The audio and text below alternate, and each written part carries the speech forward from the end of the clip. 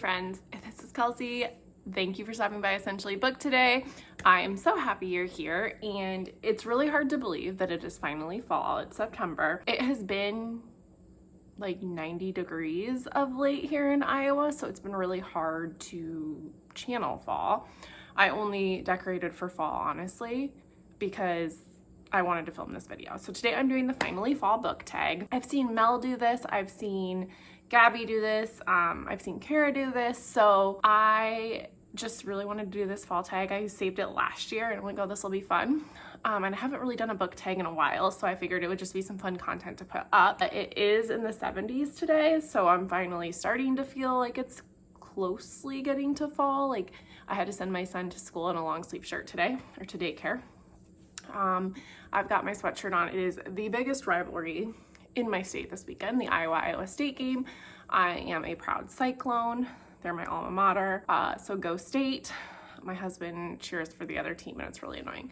But anyways, go State. They're the best team. So we will get started with these prompts. There are 11 prompts total, and I will put them all down in the description. Let's dive in. I tried to pick fall-ish book, but know that I read really broadly if you watch my channel at all. That should come as no surprise. So the first one is, in the fall, the air is crisp and clear. Name a book with a vivid setting. So if you've been following me for any amount of time, you will know how much I love Louise Penny. She has a series of books, the Inspector Gamache series or Three Pines series. I don't actually know what it's formally called, but they all take place in Three Pines or are Three Pines adjacent. Three Pines is right off of Vermont in Canada. Her book series, there's like, I think 16 or 18 out, I can't remember. Her next one isn't actually out until 2024, which is weird because we've been getting a new book from her yearly for like as long as I can remember. And I still have 2 books to be caught up on the series. I don't want to be caught up because this is just such a dear series to me. And it makes me sad that if I get caught up, I'll have to wait another year for a new book. But anyways, this setting is the best. It's so cozy. It's a small Canadian town. There's a bakery. They have like a village green and everybody lives around it. Even when the series moves to like Paris or Quebec City. Am I even saying that right? I don't know. You still feel the pull to Three Pines. And it is very much a setting in all the books, even if the book isn't predominantly in that setting. But it's just this cozy town where you can walk around, get your bread, get your coffee, and just walk and see all your friends. Kind of Gilmore Girl vibes in that like small town environment. That's how I picture it. But that is any of the Louise Penny books and Three Pines. The next one is Nature is Beautiful, but Also Dying. Name a book that is beautifully written, but also deals with a heavy topic like loss or grief. And this time, my books are I'm picking 2, I'm cheating. But one is actually kind of a winter book, but it's Once Upon a Wardrobe by Patty Callahan. And this is about a girl who, her brother is dying and she's a math student at Oxford. And her younger brother is dying and he is obsessed with the Chronicles of Narnia and The Lion, the Witch, and the Wardrobe and knows that C.S. Lewis works at Oxford and asks his sister Meg to go talk to him. And through this, she really talks to him about the meaning of life and God and religion and like the point of The Lion and the Witch and the Wardrobe. And it's just a really beautiful novel. I finished it in bald.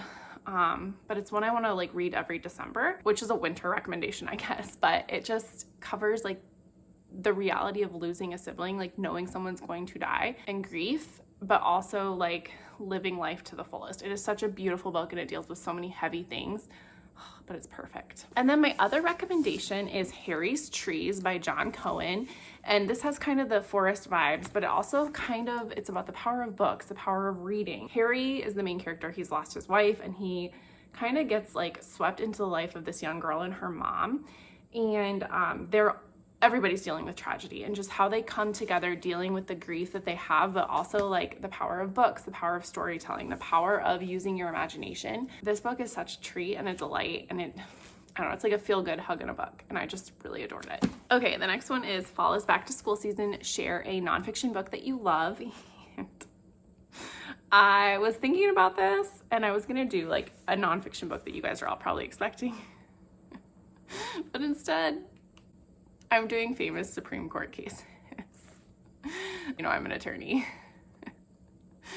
If you've been here for any long amount of time, I also love politics, and I think a lot of people need to read Like, I've taken a lot of constitutional law, okay? Like, you have to take a year in law school. You have to like understand it to pass the bar. It impacts so much of what attorneys deal with on the daily. It's in the news. Like, it affects all of our lives, and so many people have such a poor understanding of the law. And I think, like, you don't need to read a huge con law textbook, right? But like a book from Penguin that's this big that has like key cases, I think would do our entire country a huge service. This one has cases from like it talks about government, freedom of speech, freedom of religion, civil rights, the right of privacy, which I think would be very important right now, criminal and civil justice. I just think people in America have a poor understanding, and there's been a tax on education that's just gonna make it worse. And so I think this is a very important read for everybody, and it's edited down, very small. Supreme Court cases by Penguin. But yeah, 10 out of 10, recommend, very important reading. In order to keep warm, it's good to spend some time with the people we love. Name a fictional family, household, friend group that you would like to be a part of. And again, I'm going back to Three Pines. This whole group, they're like found family, even amidst atrocious things happening throughout the series. Like, they all band together. There's the owner of the boulangerie and bakery and Airbnb. Like, there's a bookstore owner. They're just cozy. Again, it's not the same vibe, but kind of the same, I don't know, feel. That probably doesn't make sense, but it's not like happy-go-lucky like Gilmore Girls is. But think of like that community. That's what this is, but in a more serious scale. And then the colorful leaves are piling up on the ground. Show us a pile of fall-colored spines. Let me get my first stack out of here. So these are all books that I have on my TBR for book of the month or like wanted to read this year. It's a nice big fall stack, isn't it? If there's any you think I should prioritize, a lot of these might be getting read in October. I can't wait. Fall is the perfect time for some storytelling by the fireside. Share a book where somebody is telling a story. And this one is one, I have a couple books that I haven't read yet, but I would like to read.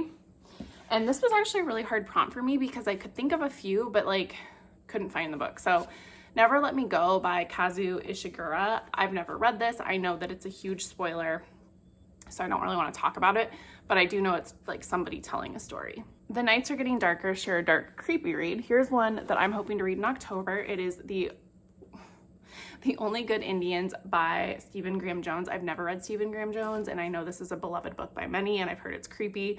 I've heard it's like about a witch or a spirit that like haunts a group of people in the wilderness. So there's also Indigenous representation, which is something I'm trying to read more of and am doing very poorly at. So that's why I would like to get this read, but I've heard it's good, heard it's creepy. And then The Days Are Getting Colder. Name a short, heartwarming read that could warm up somebody's cold and rainy day. And I guess I didn't bring one here, but this is short-ish. Once Upon a Wardrobe, I would say again, or I really liked Foster by Claire Keegan. That's very short. Sorry, I kind of dropped the ball on that one. Fall returns every year. Name an old favorite you'd like to return to soon. I've been working through The Lord of the Rings this year, and the next one I have up is The Two Towers, so I would like to return to this soon. It's a reread. My husband and I were listening to them on audio, but I do want to read some of them physically too. If you have an opportunity, listening to these narrated by Andy Serkis is chef's kiss. Okay, the other one that I'd like to return to soon is The Secret Garden. This is a beautiful edition, but I love this as a child and I just haven't read it in a long time, so I'd like to reread it. Okay, fall is the perfect time for cozy reading nights. Share your favorite reading accessories. Honestly, this is my reading corner. So that is my reading corner. I need my comfy blankets, pillows, and my couch, and I am happy as can be. I'm really a simple girl. I don't need a lot to read. I just need comfort. I like my fireplace going, yeah. And then spread the autumn appreciation and tag some people. So consider yourself tagged if you're watching this, because I don't really like doing tags, I guess, per se. I think if you want to do the video, film it yourself. I'd love to see your recommendations, but thank goodness it's finally cooling down here. Thank goodness it's finally sweater weather. Go State. Thank you so much for stopping by my channel. If you like what you've been seeing and have watched a couple of videos, please like my video, please subscribe. It means the world to me as I continue to grow my channel. I'm trying to get to 1,000 followers by the end of the year, and that means there's 300 more that I need, give or take. So if you can support me on that adventure, I would so appreciate it. because this does take time to do, and I want it to be something that is more than a hobby. So yeah, if you could please like, subscribe, comment, leave a pumpkin emoji down at the bottom if you made it to the end. I so appreciate your time, and I hope you have the loveliest weekend. Bye.